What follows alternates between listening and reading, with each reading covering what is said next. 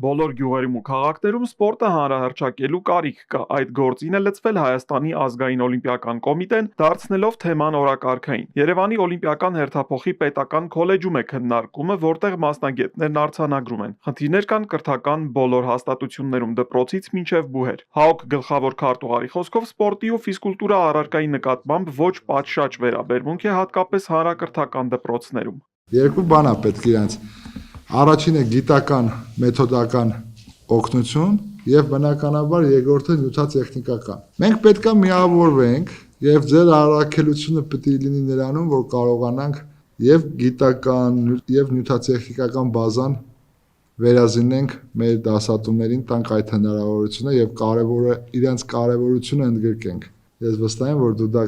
բարձր մակարդակով կիրականացնեք եւ ամենակարևորը, որ մենք տեսնենք այդ արդյունքները, ասում եմ, հեռավոր գյուղից մինչև Երևանի կենտրոն պետք է ֆիզկուլտուրայով զբաղվեն։ Դե դասատուները իրենց կարևորությունը զգան, հասկանան եւ ամենակարևորը պետք է գնահատված լինեն։ Քոլեջի մանկավարժական կազմն իր առաջարկներն ունի։ Դրանք կապված են օրենսդրական բացերի հետ, որոնց պատճառով դժվարանում է այս մասնագետների առավել ճկուն գործունեությունը։ Մեր ավարտած երեխան հիմա իրավունք ունի մենակ մարզիչ աշխատի, շրջանից եկել է գյուղերում դասատուն մաթեմատիկայի, պատմության դասատուն մարզիչ աշխատում, ֆիզկուլտուրայի դասատուն, այդ մեծ բանը շատ վնաս տվեց, շատ մեծ վնաս տվեց, այդքան ուսուցիչ կորավ։ Այս հաստատությունն ավելի քան 700 սան ունի։ Նրանց ուսերին ոչ միայն բարձր հարգի նվաճումների բեռն է, այլև սպորտի հանրահռչակման իրենց բաժինը պետք է ունենան։ Այս գործում փոքր է հատկապես աղջիկների ներգրավվածությունը։ Մենք ունենք արդյունքներ, բայց չունենք այդ մակարդակի մասսայական սպորտ։ Դա մի քանի ասպեկտ ունի, որոնցից մեկը առաջինը մեր ծնողների վերաբերմունքն է, հա, այսինքն թողել չթողել աղջկան սպորտով զբաղվելու, եւ երկրորդը կին մասնագետների ոչ բավարար քանակն է, որովհետեւ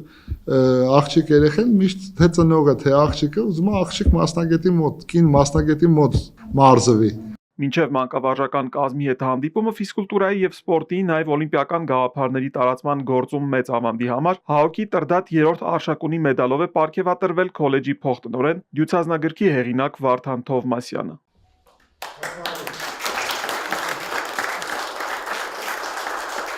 Շնորհակալություն հայտնեմ պարոն Ռոստոմյանին այս այցի համար, որտեղ շատ կարևորում ենք ձեր այցը։ Իհարկե միշտ պիտի մեր քոլեջը սերտ կապված լինի եւ սերտ աշխատի եւ պետության հետ եւ օլիմպիական